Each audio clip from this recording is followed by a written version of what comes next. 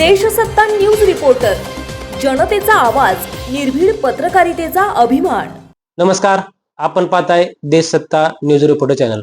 आज फलटण जवळील बडेखान या ध्येयकर अकॅडमीला आपण आलो आहोत। या ठिकाणी संघर्ष काय असतो आणि संघर्षामधनच या ठिकाणी कशा प्रकारे यश मिळते आणि ध्येय करिअर अकॅडमीमध्ये आल्यानंतर आपलं ध्येय कसं पूर्ण होते या यशोगाथेची आपण या ठिकाणी थोडक्यात माहिती घेणार आहोत। कशा प्रकारे यशोगाथा आहे आणि ध्येय करिअर अकॅडमीचा या ठिकाणी कशा प्रकारचा हा प्रवास आहे, या ठिकाणी काही अधिकारी वर्ग या ठिकाणी साहेब आलेले आहेत, त्यांच्याकडून आपण माहिती घेणार कशा प्रकारे या ठिकाणी भरती झालेले आहेत विद्यार्थी यांच्यामध्ये। नमस्कार, काय तुमचं नाव सांगा, परिचय द्या। माझं नाव वैष्णवी मनोहर विरकर, मी विरकरवाडी म्हसवड जिल्हा सातारा येथून आलेले आहे। प्रथमतः मी माझ्या काकांच्या परिचयातून इथं आले होते।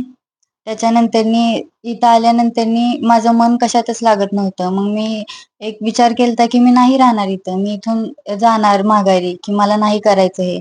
पण एक आठवड्यानंतर असं झालं की प्रत्येक शिक्षकांनी एक वडील आई यांची माया दिली, त्याच्यामुळं नंतरनी असं झालं की आता भरती जरी झाली आहे तरी मला इथं यावंसं वाटतं, सारखं इथं येऊन असं राहावंसं वाटतं असं।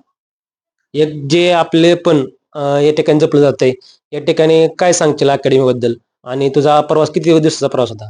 माझा प्रवास 1 वर्षाचा प्रवास होता माझा आणि प्रत्येक प्रत्येक पायरीला मला सगळ्या शिक्षकांनी घरच्यांनी वगैरे आणि इथल्या ज्या मुली वगैरे होत्या त्यांनी खूप मदत केली। प्रत्येक जणांनी म्हणजे बनकर सर असतील ग्राउंडला, नंतरनी प्रत्येक गोष्ट आणून वगैरे देण्यात जाधव सर, अमित सर असतील, यांनी अभ्यासाबाबत पूर्ण तयारी करून घेतली होती।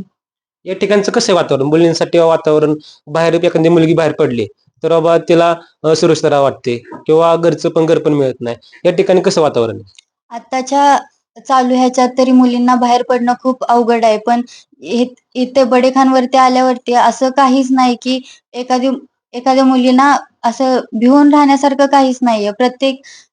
सगळे फ्रीली वागतात इथे, प्रत्येक शिक्षक म्हणा असं सगळे आपल्या मुलीप्रमाणे सगळे इथे जपतात सगळ्यांना। आणि कसं शेड्यूल असायचं तुमच्या दिवसभराचं? सकाळी 6 वाजता आमचं ग्राउंड असायचं, 6 ते 8 ग्राउंड चालायचं। नंतरनी आपल्याला म्हणजे आपला स्वतःचा टाइम असायचा, 9 वाजता नाश्ता असायचा, 10 ते 1 लेक्चर, 1 वाजता जेवण भेटायचं, त्याच्यानंतरनी दुपारी लेक्चर असायचं, नंतर 5 वाजता ग्राउंडला जाऊन नंतरनी 7 वाजता डबल आपल्याला जेवण भेटतं संध्याकाळचं आणि नंतर सेल्फ स्टडी 11-12 पर्यंत आपल्याला जोपर्यंत पाहिजे तोपर्यंत आपण सेल्फ स्टडी करू शकतो। या ठिकाणी आल्यानंतर तुम्ही ध्येय करिअर अकॅडमी जॉईन केली, तुम्हाला या ठिकाणी आल्यानंतर वाटलं होतं का तुम्ही भरती व्हाल किंवा या ठिकाणी आल्यानंतर तुम्हाला जो माहोल आहे, जो क्रिएट झाला तुमचा माहोल, याबद्दल काय सांगाल तुम्ही?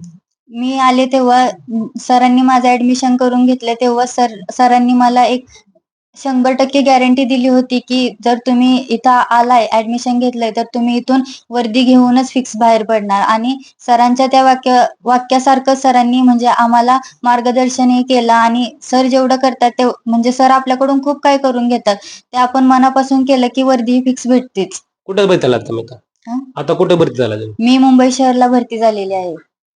आता ज्यावेळेस तुम्ही भरती झाला त्यावेळेस घरच्यांचा आनंद, तुमचा आनंद कसा होता?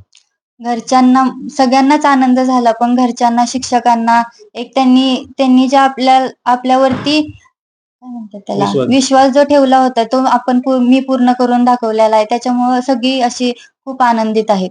काय सांगाल तुम्ही तरुण पिढीला या ठिकाणी आल्यानंतर आपलं ध्येय गर्दी म्हणलं तर वर्दी मधलं पूर्ण होते, काय सांगाल तुम्ही या ठिकाणी ऍडमिशन घेण्यासाठी? किंवा इथं ऍडमिशन घेण्यासाठी प्रत्येक मुलीनं न भीता कुठे बाहेर जर जायचं असेल तर ध्येय करिअर अकॅडमी बडेखान फलटणला नक्कीच भेट द्या आणि इथे ऍडमिशन नक्कीच घ्या। या ठिकाणी आल्यानंतर 100% तुम्हाला यशाची चावी भेटते। या ठिकाणी तुम्हाला गर्दीमध्ये तर वर्दीमध्ये उभं राहण्याचं स्वप्न पूर्ण होते। म्हणून या बडेखानच्या फलटण जवळ बडेखान येथील ध्येय करिअर अकॅडमीला ऍडमिशन घेतलंच पाहिजे आणि या ठिकाणी आल्यानंतर आपलेपणाची जाणीव या ठिकाणी मिळत असते। या ठिकाणी तुम्ही भरती झालात तर या ठिकाणी तुम्हाला जे सर लोक आहेत, या ठिकाणचे शिक्षक मार्गदर्शन आहेत, त्यांचं काय आभार कसे व्यक्त कराल? मी सर्व शिक्षकांची ज्यांनी मला मार्गदर्शन केलं त्यांचं आणि पूर्ण ध्येय करिअर अकॅडमीचे मी आभारी आहे। ठीक, थँक्यू।